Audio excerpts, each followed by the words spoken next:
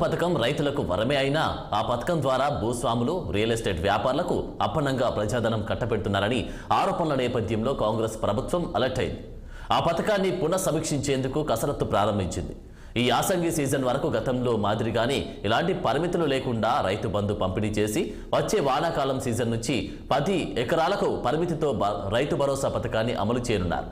ఈ మేరకు మార్గదర్శకాలు రూపొందిస్తున్నట్లు తెలుస్తోంది.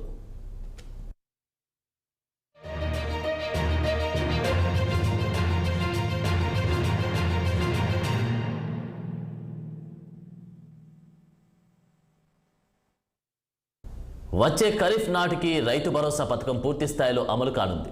ఎకరానికి 5,000 నుంచి 7,500 రూపాయలకు పెంచడంతో 2 పంటలకు కలిపి ఏడాదికి 15,000 రూపాయలు రైతు ఖాతాల్లో పడనున్నాయి. 10 ఎకరాలు మించి ఉంటే ఈ పథకానికి అనర్హులుగా ప్రకటించే అవకాశం ఉంది. అంటే ఒక రైతుకు 15 ఎకరాలుంటే 10 ఎకరాలకే రైతు భరోసా వస్తుంది. మిగతా 5 ఎకరాలకు కట్ చేయనున్నారు.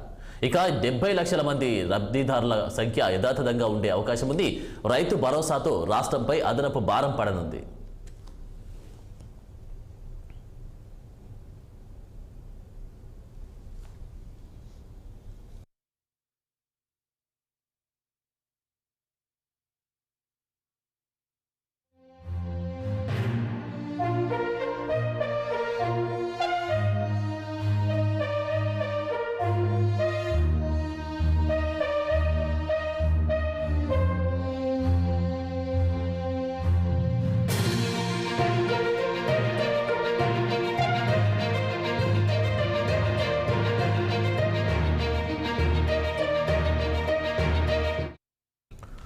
అధికారంలోకి వచ్చిన తర్వాత రైతుల ఖాతాల్లో ఏడాదికి ఎకరానికి 15,000 రూపాయలు, వ్యవసాయ కూలీలకు 12,000 రూపాయలు, వరి పంటకు 500 రూపాయల బోనస్ ఇస్తామని కాంగ్రెస్ ప్రకటించిన విషయం తెలిసిందే.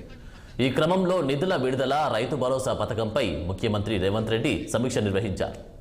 డిసెంబర్ చివరి వారంలో యాసంగికి రైతులు సిద్ధమవుతున్న తరుణంలో ఎలాగైనా నిధులు సర్దుబాటు చేయాలని సీఎం రేవంత్ భావిస్తున్నట్లు సమాచారం.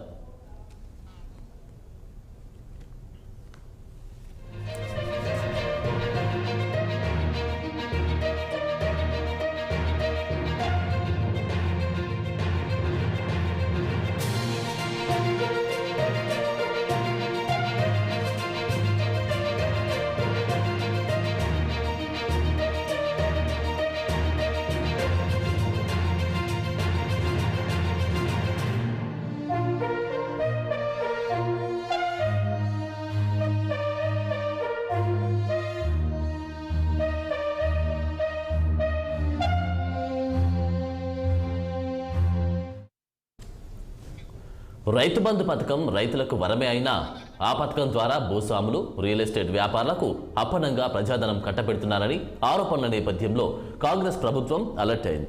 ఈ పథకాన్ని పునఃసమీక్షించేందుకు కసరత్తు ప్రారంభించింది.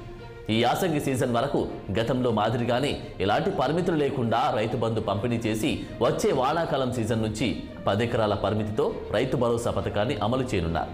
ఈ మేరకు మార్గదర్శకాలు రూపొందిస్తున్నట్లు తెలుస్తోంది. వచ్చే ఖరీఫ్ నాటికి రైతు భరోసా పథకం పూర్తి స్థాయిలో అమలు కానుంది. ఎకరానికి 5,000 నుంచి 7,500 రూపాయలకు పెంచడంతో 2 పంటలకు కలిపి ఏడాదికి 15,000 రూపాయలు రైతు ఖాతాల్లో పడనున్నాయి. 10 ఎకరాల మించి ఉంటే ఈ పథకానికి అనర్హులుగా ప్రకటించే అవకాశం ఉంది. అంటే ఒక రైతుకు 15 ఎకరాలుంటే 10 ఎకరాలకే రైతు భరోసా వర్తిస్తుంది.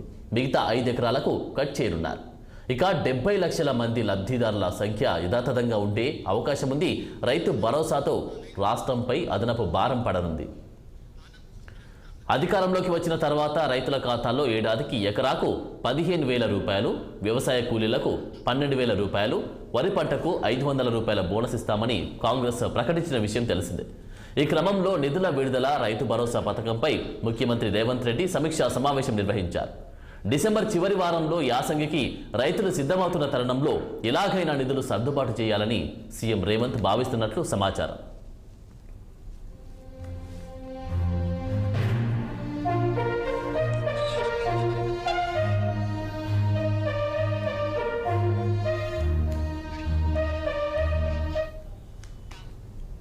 ఇక ఇదే అంశంపై మరింత సమాచారం మా ప్రతినిధి మాధవి లైవ్ లో అందిస్తారు. చెప్పండి మాధవి, రైతుల భరోసా నిధులు రైతుల ఖాతాల్లో ఎప్పటి నుంచి పడనున్నాయి? కొత్త మార్గదర్శకాలు అయితే రైతులకు అన్యాయం జరిగే ఛాన్స్ ఉంటుందంటారా?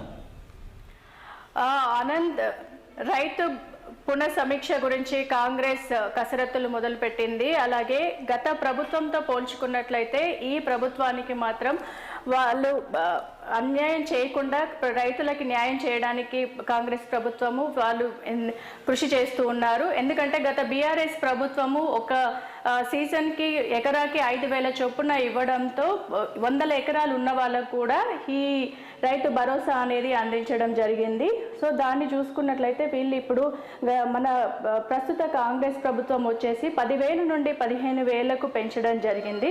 సో ఈ లెక్కన చూసుకున్నా కూడా ప్రభుత్వానికి ఎంతో నష్టం, అంటే ప్రభుత్వానికి 15,000 పెంచడంపై 7,350 కోట్ల అదనపు భారం ఈ కాంగ్రెస్ ప్రభుత్వంపై పడనుంది. అలాగే రాష్ట్రంలోని ప్రతి రైతుకు పెట్టుబడి సాయం మాత్రం ఎట్టి పరిస్థితుల్లో అందిస్తామని మన ప్రభుత్వం చెప్తుంది. అలాగే 70 లక్షల మంది లబ్ధిదారుల సంఖ్యకు యథాతథంగా ఈ సహాయం అనేది అందుతూ ఉంటుంది. కాకపోతే ఇంతకుముందు ఉన్న 100 ఎకరాల్లో ఉన్న వారికి కూడా ఈ రైతు భరోసా అనేది బీఆర్ఎస్ ప్రభుత్వం అందించినట్లుగా మనం చూసాము. కానీ ఇప్పుడు మాత్రం అవసరం ఉన్న వారికి మాత్రమే 5 నుంచి 10 ఎకరాల వరకు ఎవరికైతే ఈ రైతులకు పొలం ఉంటుందో వారికి మాత్రమే ఈ రైతు భరోసా అనేది అందించడము ఈ కాంగ్రెస్ ప్రభుత్వం నిర్ణయం తీసుకుంది.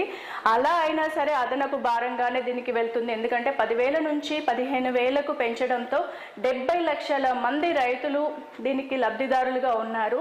అయినా సరే ప్రస్తుతానికి చూసుకున్నట్లయితే దీన్ని రైతులకు ఎటువంటి నష్టం జరగకుండా సీజన్తో సంబంధం లేకుండా 2 విడతలుగా వీటిని, అంటే ఒకసారి 7,500 గాను మరొక సీజన్లో 7,500 గాను ఓవరాల్గా 15,000 మాత్రం రైతులకు అందేలాగా చూస్తామనేసి మన కాంగ్రెస్ ప్రభుత్వం మాత్రం చెప్పడం జరుగుతుంది. కాకపోతే ఇంతకు ముందు ఉన్న పరిమితిని పెట్టిన సాయం పెంపుతో ఆర్థిక భారమై ప్రభుత్వంపై పడుతున్నా సరే కట్ ఆఫ్ సహాయంతో అలాగే లక్షల ఎకరాలలో మాత్రం బీడు రియల్టర్లో చేతిలో ఉన్నట్టుగా తెలుస్తుంది.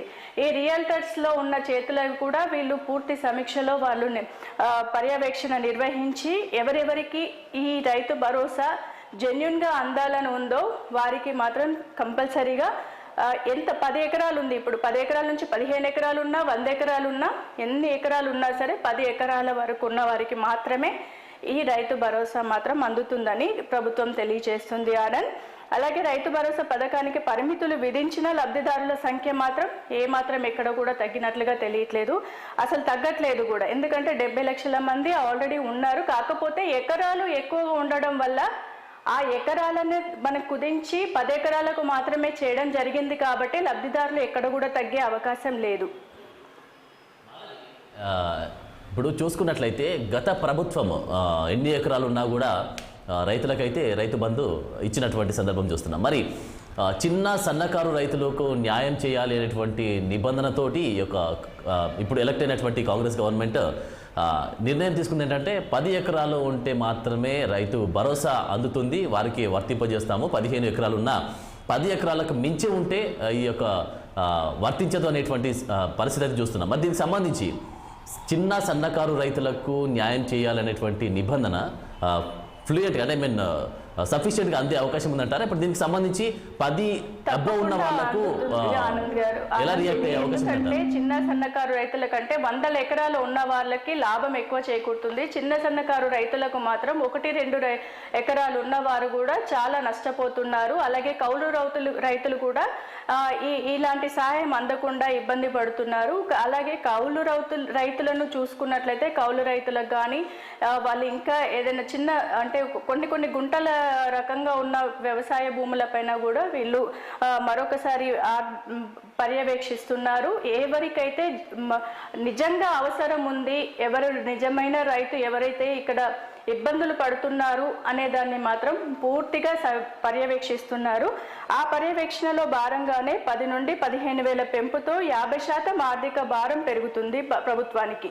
అయినా సరే 1,00,000 ఎకరాలు మినహాయించి 1.49 కోట్ల ఎకరాల రైతు భరోసా పంపిణీ చేయాలంటూ ఏడాదికి దానికి అయ్యే ఖర్చు మాత్రం 22,350 కోట్లు అదనపు భారం పడుతుంది. ఇప్పటి వరకు రైతు బంధు పథకానికి ఏడాదికి అవుతున్న ఖర్చు మాత్రం 15,000 కోట్లు. దాన్ని ఎంతకి కుదించినా రైతు చిన్న సన్నకారు రైతులను కలుపుకొని చేసినా కూడా 7,350 కోట్లు అనేది ప్రభుత్వంపై భారం పడడం జరుగుతుంది. ఆర్థిక భారం పెరుగుతూ ఉన్న అవకాశాలు ఎన్ని ఉన్నా సరే రైతులకు మాత్రం న్యాయం జరగాలి అనేసి కాంగ్రెస్ ప్రభుత్వం, దీనికి సంబంధించి వ్యవసాయ శాఖ అధికారులు లెక్కలు తీయటం మాత్రం నిమగ్నం అయి ఉన్నారు. వాళ్ళు పకడ్బందీగా అసలు ఇప్పుడు నష్టపోయేది ఎవరనంటే రియల్టర్లు. ఇప్పటి వరకు మనం చూసుకున్నట్లయితే ఒక్కొక్క దాంట్లో గుంటలాగా చేసేసి వారికి కూడా రైతు బంధు, రైతు భరోసాలు ఇలాంటివన్నీ ఇవ్వడం జరుగుతుంది. అలాంటివన్నీ కూడా మాఫీ చేసి రేపటి రోజున ఈ చిన్న సన్నకారు రైతులకు ఉపయోగపడేలాగా ప్రభుత్వం ముందడుగు వేస్తుంది. మరి ఈ యొక్క రైతు భరోసాకి సంబంధించినటువంటి నిధులు ఎప్పుడు జమ అయ్యే అవకాశం ఉందంటారు రైతుల ఖాతాల్లో? అంటే ఇప్పుడు నెక్స్ట్ వచ్చే సీజన్ వరకు ప్రభుత్వం మాత్రం ఎలాంటి కార్యాచరణలు చేపడుతుంది అనేది మాత్రం వేచి చూడాలి. ఎందుకంటే ఈ ప్రభుత్వం కూడా మనకి చూస్తున్నాము డిసెంబర్లోనే వాళ్ళు 7వ తారీఖే ప్రమాణ స్వీకారం చేయడం జరిగింది. అయినా సరే ఇప్పటి వరకు ఎన్నో పనులు అంటే గత కాలం చూసుకున్నట్లయితే, గత ప్రభుత్వం చూసుకున్నట్లయితే 10 ఏళ్ల కాలంలో చేయని పనులు ఇప్పుడు మనకి ఈ ఒక్క నెలలోనే అన్ని చూస్తూ ఉన్నాము. ఈ కాంగ్రెస్ ప్రభుత్వం మాత్రం హుటాహుటిన అంటే ప్రతి పనిని మాత్రం పోస్ట్ పోన్ చేయకుండా వెంటనే ఈ కార్యక్రమాలను చేయడం జరుగుతుంది. కాబట్టి నెక్స్ట్ అంటే 2024 నెక్స్ట్ సీజన్ వరకు కూడా ఈ పథకాలన్నీ అమలు చేయడం జరుగుతుంది. అలాగే ముందు చెప్పుకున్నట్లయితే ఇప్పటి వరకు ఏదైతే రైతు భరోసా వచ్చేదో 10,000 దాన్ని మాత్రం ఇప్పుడు కంటిన్యూ చేస్తాము. నెక్స్ట్ సీజన్ నుండి ఈ అవకాశాన్ని తీసుకొని ఇక్కడ నుంచి మేము పెంచడం జరుగుతుంది అనేసి ప్రభుత్వం చెప్పడం జరుగుతుంది. Anand, thank you Madhav.